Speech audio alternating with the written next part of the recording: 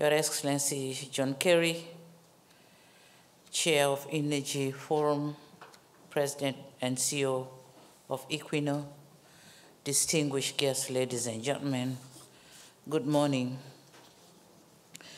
It's a great privilege and honor for me to be invited and deliver key speech at the official opening of the 2024 Oslo Energy Forum. This being my first time to address this gathering, which I consider important and relevant, let me acknowledge and applaud all those who put this meeting together. Ladies and gentlemen, as we navigate through the currents of rapid economic growth, technological advancements, and shifting demographics, this year's theme is befitting.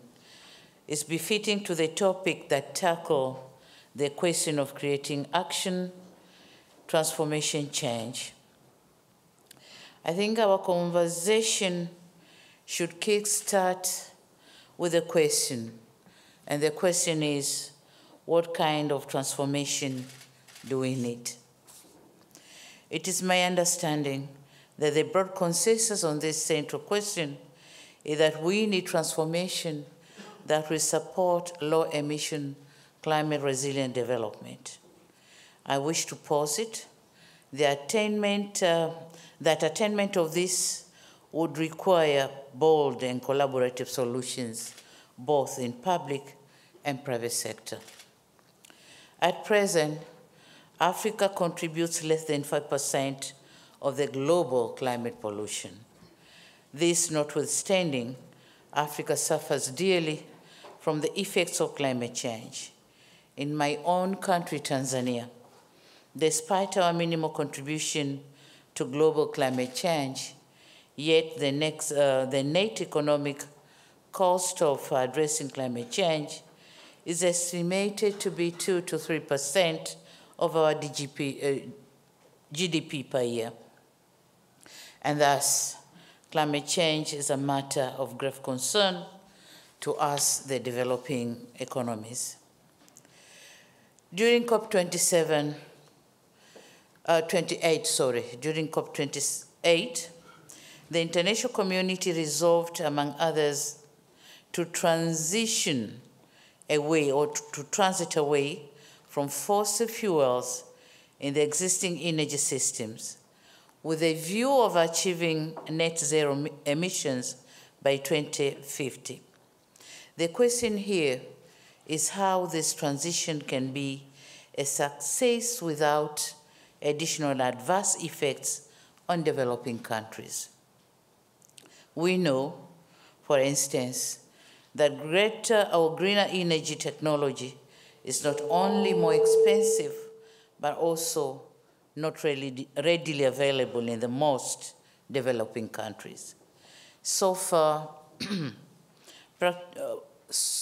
practical reasons, energy transition in developing countries should be paced and properly coordinated. That being said, however, we might not have technology for greener energy, but Africa has the raw materials needed for this purpose. For instance, 40% of global reserves of cobalt, manganese, and platinum are found in Africa. So there is a role that Africa can play in the transition towards greener energy. In creating actions for transformation change towards a low-emission development path, several things are inevitable. First and foremost, with fossil fuels being the largest source of carbon dioxide emission, our conversation must begin with underscoring the need to phase out fossil fuels. Secondly, Africa has a huge potential to contribute to a green energy transition and is a respiratory of minerals critical to the energy transition, including cobalt, copper, chromium, iron ore, platinum or platinum group metals, lithium, and rare earth metals. These resources are essential for manufacturing electric vehicle components and renewable energy technologies. But all of this may not be useful if we lack the technology to develop them, technology which is available in the developed world. We thus need to complement each other. But the question here is how? Here I wish to make the case that the partnership for green energy should be mutually beneficial. Africa needs a smarter partnership towards a green energy transition. What would this comprise of? This would entail collaboration to establish low-carbon intensive manufacturing facilities within Africa, and thus veering away from the current model of raw minerals export to energy equipment import. Both the economic and environmental case can be made for processing these minerals on site in Africa. What I'm now making is the political case.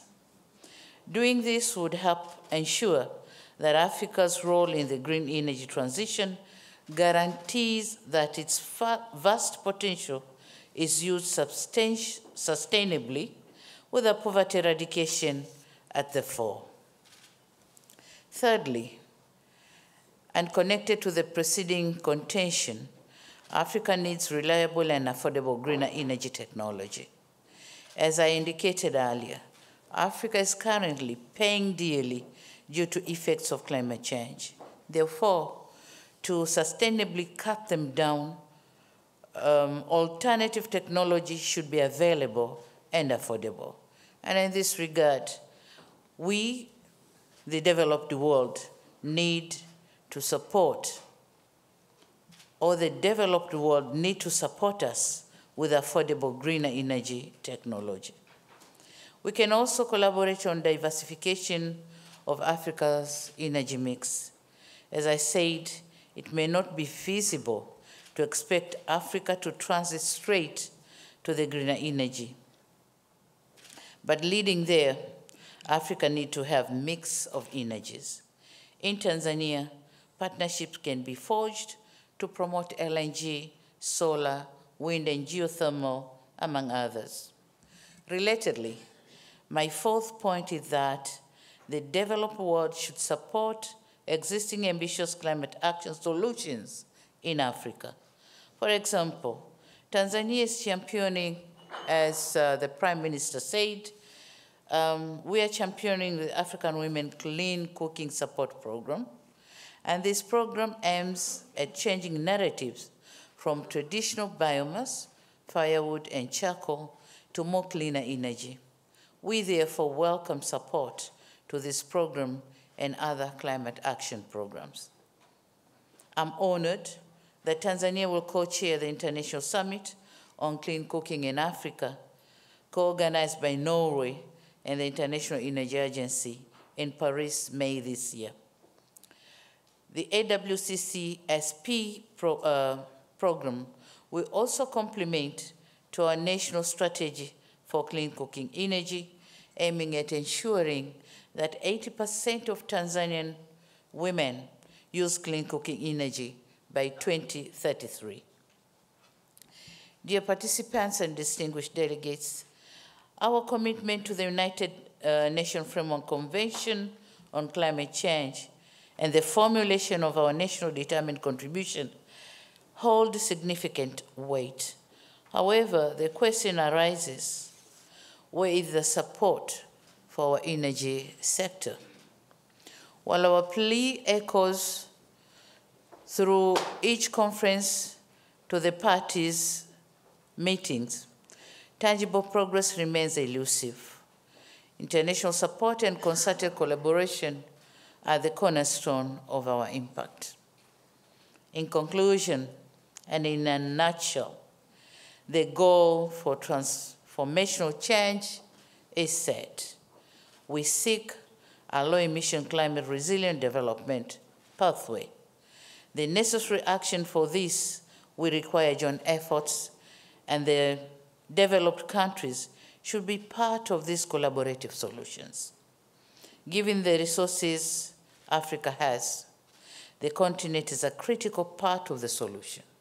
As such, I wish to stress on the need to forge smart partnerships that will avail affordable green energy technologies, bridge the existing investment gap in processing critical minerals in Africa, and diversify Africa's green mix.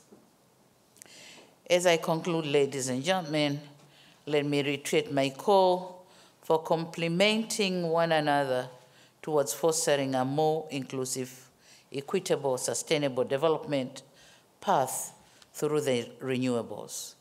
1.5 is very much possible. Let act and stop the rhetoric. I thank you all for your kind attention.